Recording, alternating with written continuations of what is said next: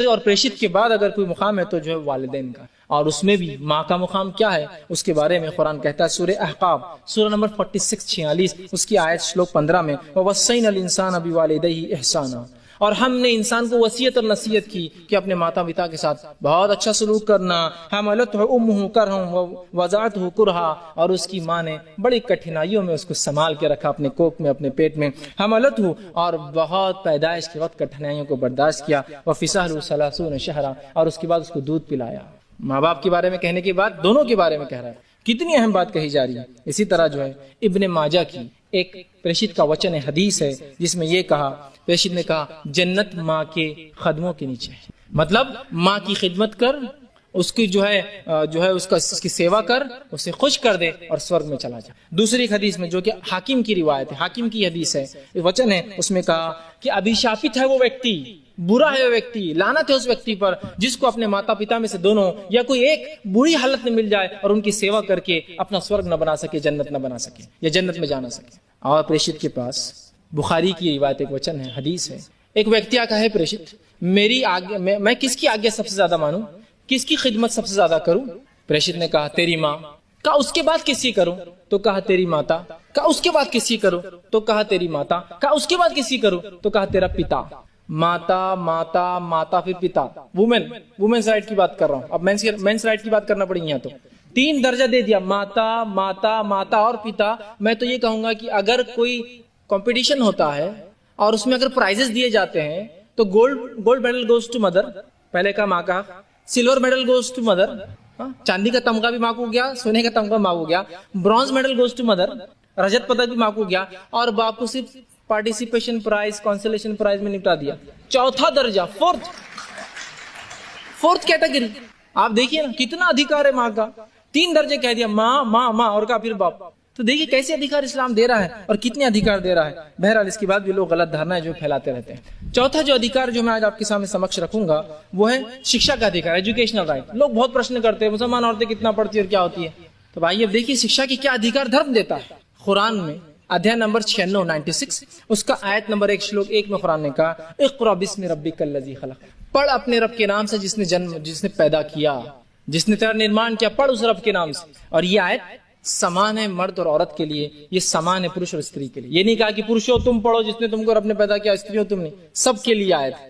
दूसरा, प्रेषित ने अपने वचन के अंदर हदीस में कहा, जो कि सही अल जामे की रिवायत है, इब्ने माजा के अंदर ये वचन आता है, आपने कहा तलबुल इल्म फरीज़तुन अला कुल्ली मुस्लिम, के ज्ञान का प्राप्त करना, इल्म का प्राप्त करना हर मुसलमान पर फर्ज अनिवार्य है। दूसरी एक हदीस में कहा तलबुल इल्म फरीज़तुन अला कुल्ली मुस्लिम व मुस्लिमतिन, ज्ञान का प्राप्त करना हर मुसलमान मर्द और मुसलमान स्त्री पर अनिवार्य है। शब्द कहा मुस्लिम मुस्लिमतिन, दोनों के लिए। तो यहाँ पता चल गया अनिवार्य ज्ञान प्राप्त करना। और फिर जब सहाबा ने, प्रेषित के मानने वालों ने जब ये बात सुनी तो खूब प्राप्त किया ज्ञान, धर्म का भी और विज्ञान में भी खूब आगे बढ़े। याद रखिए, मुस्लिम साइंटिस्ट की एक मैं लिस्ट बता सकता हूँ, इसमें मेल फीमेल दोनों शामिल है। खूब ज्ञान दुनिया में भी आगे बढ़े और धर्म के अंदर भी खूब ज्ञान प्राप्त किया उन्होंने। और इतना प्राप्त किया, और मुस्नद अहमद की वो जो हदीस मैंने इससे पहले भी रखी, उनका वचन प्रेषित का, जिसमें आपने कहा 3 बेटियों की शिक्षा दे, संस्कार दे तो स्वर्ग में जाएंगे। शिक्षा और संस्कार, शिक्षा की बात हो रही है ना, फिर आकर एजुकेशन की बात हो रही है नहीं। और प्रेषित की अनुयायियों में जो सहाबियात थी, फीमेल कंपेनियंस थी, इतना ज्ञान प्राप्त किया, इतना ज्ञान प्राप्त किया कि आप ताज्जुब करेंगे। प्रेषित की जो एक पत्नी थी जिनका नाम आयशा रजी अल्लाह अन्हा था, आपसे 88 पुरुषों ने, मतलब कई लोगों ने ज्ञान प्राप्त किया, इसमें 88 पुरुषों ने विद्वान स्कॉलर बने, आपसे ज्ञान प्राप्त कर, विद्वान बने धर्म के, उनसे ज्ञान प्राप्त। कितने? 88 पुरुषों ने एक स्त्री से। जबकि ये वो काल और समय है जब स्त्री ज्ञान इल्म हासिल भी नहीं कर सकती और ज्ञान दे भी नहीं सकती थी, इम्पार्ट भी नहीं कर सकती थी। इस्लाम कह रहा है कि ज्ञान प्राप्त भी कर सकती है और दे भी सकती है, फिर चाहे वो सुनने वाला उसका पुरुष हो या स्त्री। तो कई स्त्रियों ने तो ज्ञान प्राप्त किया, 88 पुरुष विद्वान बने आपसे ज्ञान प्राप्त कर। और इनके एक शागिर्द जिनका नाम उर्वा बिन जुबैर आता है, इनके शागिर्द थे, एक स्टूडेंट थे, वो कहते हैं, हालांकि पुरुष है, वो कहते हैं, सुनिए क्या कहते हैं, मैंने तफसीर कुरान के ज्ञान के अंदर, इल्मुल फराइज विरासत के ज्ञान के अंदर, फिर कहते हैं हलाल और हराम प्रोहिबिटेड और परमिटेड के ज्ञान के अंदर, अदब और शायरी लिटरेचर एंड पोएट्री के अंदर, और तारीख जो है हिस्ट्री के अंदर, इतिहास के अंदर आयशा जैसा कोई आलिम नहीं देखा, कोई विद्वान नहीं देखा। मर्द होकर कह रहे मैंने नहीं देखा ऐसा कोई विद्वान जो ऐसा हो सकता है, इतना आलिम। और बड़े बड़े सहाबा जो अनुयायी थी प्रेषित के, पुरुष थे, वो जब किसी मसले में अटकते, वो आकर अदब से प्रेषित की जो इस पत्नी के सामने, आयशा के सामने आती, रजी अल्लाह अन्हा, अल्लाह उनसे राजी हो, अल्लाह उनसे जो खुश हो, वो आकर खड़े होते और अदब से पूछते कि हे माई, इसमें क्या मामला बताओ। औरत से पूछ रहे जाकर, और वो बताया करती थी। 88 विद्वान बने, 80 स्कॉलर्स बने उनसे, एक औरत है। इसी तरह जो हम देखते हैं एक सहाबा अबू मूसा रजी अल्लाह अशरी रजी अल्लाह, ये एक जो सहाबी है, ये मेल कंपेनियन है प्रॉफिट के, प्रेषित के। जब वो कहते किसी चीज में हम अटक जाते, कोई बात समझ में नहीं आती, तो फिर हम सब आयशा के पास चले जाते कि कुछ बताओ इस मामले में, कुछ गाइड करो हमको क्या है, और वो हमको फिर बताती और हमारे मामले को जो है सुलझा देती। इसी तरह सफिया रजी अल्लाह, ये एक औरत थी जो प्रेषित की पत्नी थी, ये फिक्र बहुत दिन की समझ रखती थी। इसी तरह जो उम्मे सलमा, इन्होंने जो है 32 पुरुषों ने इनसे ज्ञान प्राप्त किया और जो है ये जो है विद्वान बने। इसी तरह आता है कि फातिमा बिन्त कैस और जो है उम्मे सुलैम, ये भी बहुत बड़ी जो है ज्ञानिया थी, और ये अपने लोगों को जो है ज्ञान देती है, और पुरुष और स्त्री दोनों समान आकर इनसे ज्ञान प्राप्त। तो इस्लाम ने सिर्फ ज्ञान प्राप्त करने का नहीं, ज्ञान बांटने का भी उसको अधिकार है कि जो प्राप्त किए उसको दुनिया में फैलाओ जाकर। अब आइए, पांचवा जो अधिकार मैं आपके सामने रखूंगा और जो है अपनी बात की तरफ, खात्मे की तरफ मैं जा रहा हूं, वो कानूनी लीगल राइट्स क्या इस्लाम ने दिए। इस्लामी कानून में मर्द और औरत समान है, और दोनों की जान और माल की इस्लाम समान सुरक्षा के जो है रक्षा करने की जो है कोशिश करता है। दोनों समान है और दोनों की सुरक्षा। ये नहीं कि अगर मर्द को और केस डाले तो बहुत हैवी रहेगा, औरत डाले तो ये तो छोटा मोटा केस दिख रहा। दोनों समान, इस्लामी कानून में दोनों समान है।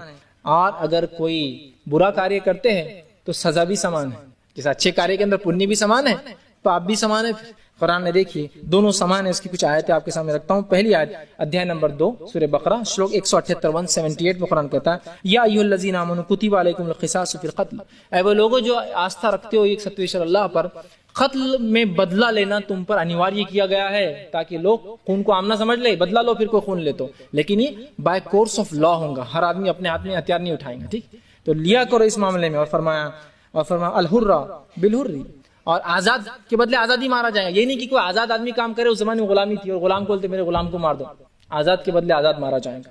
फिर कहा वल अब्दु बिल अब्दी, और गुलाम के बदले गुलाम। ये नहीं कि ये गुलाम आप पसंद करते उसने कत्ल किया तो आप बोलेंगे दूसरा गुलाम मार दो उसके, नहीं, वो गुलाम के बदले उसको सजा मिलेगी। और फिर वल उन्सा बिल उन्सा, औरत के बदले औरत, समान है ना। ये नहीं कहा औरत है तो उसको भी मार दो, उसकी माँ को भी मार दो साथ में उसके, इसलिए कि दोनों जो औरत फला कर रहे हैं, या पुरुष है तो ये बड़ा है तो इसको छोड़ दो, छोटा है तो इसको करो, नहीं, समान है। इसी तरह दूसरा अध्याय नंबर 5 जो है सूरह मायदा श्लोक आयत नंबर 37 में कुरान कहता है वस्सारिक़ु वस्सारिक़तु फ़क़्तउ अयदियहुमा जज़ाअन बिमा कसबा, के चोर मर्द, चोर पुरुष और चोर स्त्री दोनों के हाथ काट दो, इसलिए कि ये बदला है जो वो किया करते थे, ये सजा है जो कार्य वो किया करते थे। पुरुष चोर और स्त्री चोर दोनों को बराबर कहना, दोनों के हाथ काटना। अब ये बात भी लोगों को समझ में आती, कैसी घोर सजा है ये हाथ काटने की, कितनी गलत बात है ये हाथ काट देना। अब तो कोई बच्चा चोरी कर लेगा तो भी मुसलमान हाथ काट देंगे, उसका कोई तरीका होता है। कानून अगर बनता कैपिटल पनिशमेंट का तो हर किसी को नहीं मिलती, उसका एक तरीका होता है ना देने का, है ना। तो इस्लाम में कोई छोटी मोटी चोरी पे नहीं हाथ काटा जाता, वो चोरी का एक लिमिट होती है जो कि जमाने के हिसाब से बदलता रहता है वो, और कंट्री वाइज अलग अलग लॉ है इस्लामिक लॉ के अंदर, ठीक है। तो उतने लिमिट को वो पहुंचे चोरी, और उसके बाद हाथ काटने से उसका एक पहुंचा सीधा वाला काटा जाता है। आप बोलेंगे कितनी घोर है सजा। हाँ, जब तुम्हारा सामान चोरी होता है ना, जिसकी वजह से लेने के देने पड़ जाते, जब सोचते हो चोर मिल जाना गला दबा के मारूंगा उसको तो जान 2 बार लूंगा, 1 बार नहीं लूंगा मैं, कि तो मेरे इतने इंपॉर्टेंट डॉक्यूमेंट्स, इतनी मेहनत से कमाई हुई संपत्ति, इतने मेहनत से क्या हुआ खजाना उसने चोरी कर लिया, है ना। बुरा लगता है ना। इस्लाम कहता है हाँ बहुत बुरा काम है, काटोगे हाथ तो आइंदा कोई दूसरा चोरी करेंगे। जब कटा हाथ वाला आदमी घूमेगा सबको पता चोर है और आइंदा चोरी करे तो ये हाल होता है। ये पनिशमेंट जो होती है ये किसी वजह से दी जाती है, और इसका बड़ा महत्व होता है। जब पनिशमेंट नहीं दी जाती है ना तो लोगों को जुर्म करने में मजा आने लगता है, जैसे आजकल लोगों को मजा आ रहा है जुर्म करने में। आप एक केस उठाइए, वो दूसरा जुर्म करके बोलता है हाँ क्या करते, पहले में कुछ नहीं दूसरे में क्या होता है। एक को सजा दीजिए, अगला पीछे से आता नहीं, उसका हाथ देख लो, अपना हाथ ही होने वाला है। तो एक सर्टन लिमिट के बाद चोरी करेंगे इसका हाथ काटा जाएगा, मर्द हो औरत हो कोई फर्क नहीं, कोई क्षमा नहीं दोनों।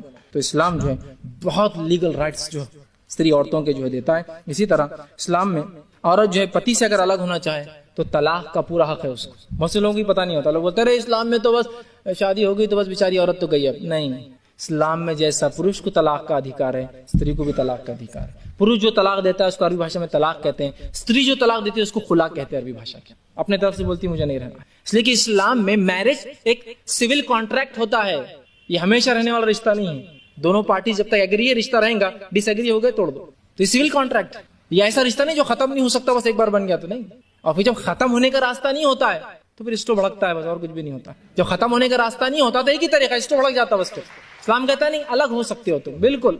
मर्द कह दे तलाक या औरत कह दे खुला, अलग हो जाओ तुम, साथ मत रहो। इसलिए कि जब तक साथ रहना अच्छा है साथ रहो, अलग होना अच्छा अलग हो जाओ। पूरा अधिकार है उसको तलाक देने का। और पति के देहांत मरने के बाद और पति को छोड़ने के बाद सेकंड मैरिज का पूरा अधिकार देता है, कंप्लीट राइट है सेकंड मैरिज का। ये आज के दौर का दिया हुआ राइट नहीं है, प्रेषित ने उसी समय दिया था। कंप्लीट राइट है कि उस औरत को पति को छोड़कर किसी से विवाह कर ले, या पति के मरने के बाद उसको जो है बेवा की जिंदगी नहीं गुजारना है, सेकंड मैरिज वो कर सकती है, ये उसको अधिकार दिए। तो ये थे कुछ लीगल राइट जिसके बारे में गलत धारणा होती है।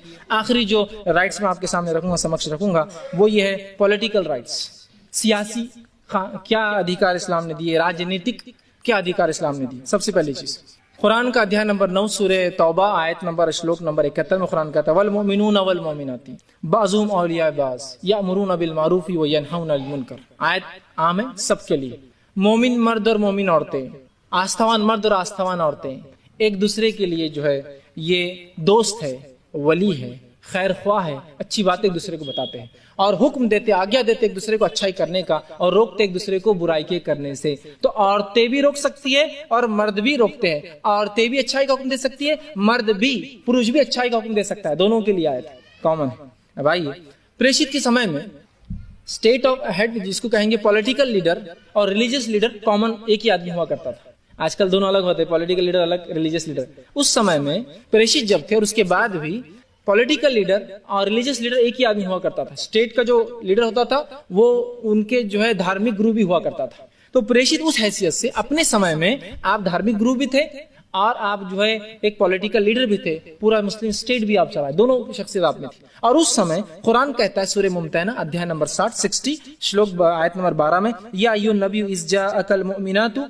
युबायिनका, ऐ नबी, ऐ प्रेषित, जब तुम्हारे पास मुसलमान औरतें आती है बैत देने के लिए। बैत जो होता था एक किस्म का वोट होता था कि ये आदमी को हमने मान लिया। और ये सिस्टम प्रेषित के बाद भी जारी रहा। जब प्रेषित के बाद की खलीफा जिसको कहते हैं, उनके बाद किसको चुना जाए उसके लिए दिया उसको बैत, कि आप बैत देते कि मैंने इसको चुन लिया और मेरा मत इसको है। तो औरतें जब मत देने आए, आपको अपनी सलाह देने आए, तो आप कबूल किया करो। औरतों को वोट देने का अधिकार 1450 साल पहले इस्लाम में, वोट देने का अधिकार, अपना मत दे सकती हो कि हाँ मुझे ये पसंद नहीं, इसको नहीं करना, इसको राइट नहीं देना है। और प्रेषित के बाद भी औरतें ये करती रही, कार्य मत देती रही। इसी तरह इस्लाम ने औरतों को लॉ मेकिंग प्रोसेस के अंदर ड्यू पूरा हक दिया कि वो कानून साजी के अंदर पूरा अधिकार है कि वो जाकर बात कर सकती है, और अगर उसकी बात सही है तो उसकी बात मानी जानी चाहिए। एक आपको एक वाक़या सुनाता हूँ, जो उमर इब्न खत्ताब रजी अल्लाह अन्हु, जो कि प्रेषित के बाद दूसरे नंबर पर आते हैं, खलीफा है मुसलमानों के, और खलीफा एक बहुत बड़ी पोजीशन रखता है याद रखिए इस्लाम में। ये पूरे मुसलमानों का एक लीडर होता है याद रखिए। तो वो खलीफा थे और वो एक दिन खड़े हुए कहा, कुछ लोगों ने आकर हे उमर, लोगों ने मेहर के मामले में, जो लड़कियां थी मेहर बहुत डिमांड कर रही थी उस समय, तो इतना डिमांड कर रही कि हमारे लड़कों की शादी नहीं हो सकती उसकी।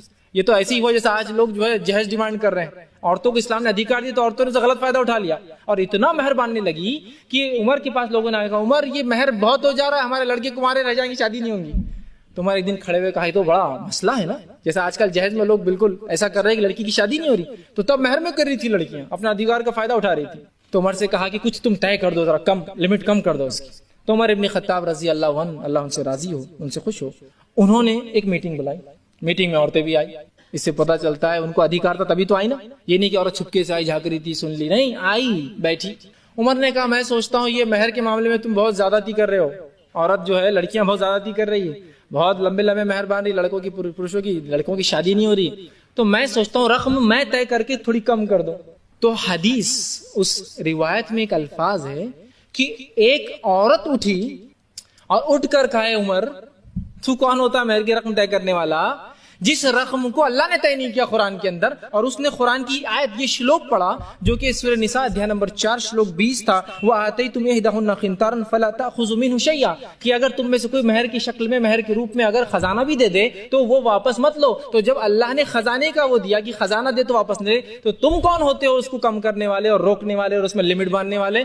तो उमर ने कहा, औरत सही है, उमर गलत था, औरत सही है, उमर गलत था। और फिर कहा, उमर तेरे से होशियार तो औरतें हो गई आज, उमर तेरे से होशियार तो औरतें हो गई है। मैं आपको बताता हूँ ये एक किस्से को लीजिए, औरत ने उमर को रोका, और एक दूसरी तरफ आइए, एक आम सा मिनिस्टर ले लीजिए, कोई हमारे ही उसके अंदर जो पॉलिटिकल सिस्टम का एक मिनिस्टर, क्या किसी औरत को तो दूर की बात है, बड़े तीसमार खान को भी इख्तियार है कुछ बोलने का?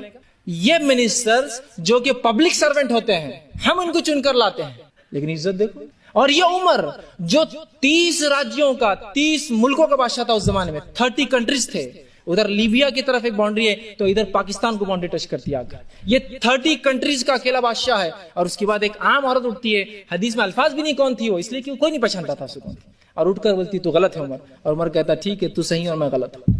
30 मुल्कों का बादशाह मान रहा है एक औरत की बात। यहाँ एक छोटे से मिनिस्टर को थोड़ी दूर कॉर्पोरेटर को मना लीजिए आपको कि तुमने गलत किया, बोलेंगे चल जा गलत किया, बड़ा है गलत और सही बोलने वाले। आप अंदाजा लगा रहे, एक भारतवर्ष के प्राइम मिनिस्टर को लीजिए और 30 प्राइम मिनिस्टर्स की कोई अगर एकजुट हो और उसको कोई औरत चैलेंज करे, औरत ने चैलेंज कर दिया एक झटके, उमर ने कहा औरत सही, उमर गलत, पब्लिक में ऐलान कर दिया और कहा कि औरतें तो तुझसे, उमर तुझसे तो ज्यादा होशियार तो औरतें हो गई आजकल की। कैसे अधिकार थे देख रहे, ये अधिकार दिए थे तभी तो ले रही थी आके, अपने राइट्स को मना रही थी, अपने वक्त दौर के बादशाह से मना रही थी। कैसे नहीं मानेगा कि तो बादशाह भी तो पब्लिक सर्वेंट होता है, ये अलग बात है, बाद में बात है। इस्लामी खिलाफत ये बादशाहत नहीं होती है, इस्लामी खिलाफत का अर्थ होता है कि वो पब्लिक सर्वेंट होता है, और पब्लिक सर्वेंट का काम है सुने पब्लिक की। तो उमर ने सुना तो उनको कानून साजी में हक था, तभी तो आकर उस